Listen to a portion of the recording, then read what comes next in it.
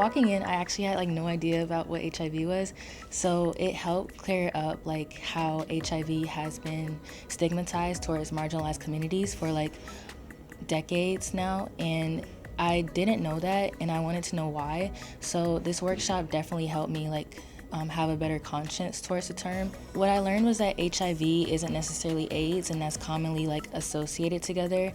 And HIV is different from AIDS because HIV can necessarily weaken your immune system, whereas with AIDS, it means that your immune system just doesn't work, and that if you don't get treated, which in this workshop, it helped clear it up that you should be tested regularly. And if you are not tested, the symptoms of HIV, which can sometimes be identified as like a sore throat or having the flu maybe, or the symptoms could like not be there at all. But if you don't get treated, HIV can lead to AIDS, meaning your immune system will just stop working. This workshop definitely just helped clear up my mind, because I think in school, because the information about HIV is so structured, that the language around it might necessarily not like help students understand what it means.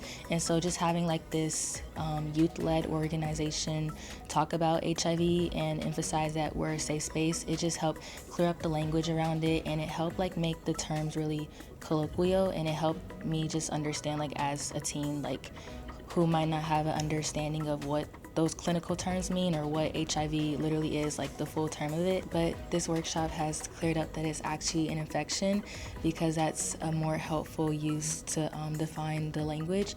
And it can be transmitted through bodily fluids or sexual intercourse. And it's something that's been stigmatized in communities, but it's a term that's really helpful to know when talking about reproductive justice nowadays. I am an HIV educator with Emory University and the SIM Foundation. Some of the resources that youth can like access to learn more about HIV is just like looking up the Healthy Love initiative with Emory University, as well as looking into PrEP, the Black Women's Center for Wellness, and the Feminist Center for Wellness. All of those have really great like opportunities to learn more about things and to learn more about how HIV impacts you, your community, and other people in your life.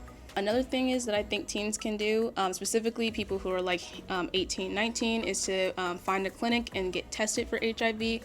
That's one of the key ways to make sure that you to know your status, because one of the most common symptoms of HIV is having no symptoms.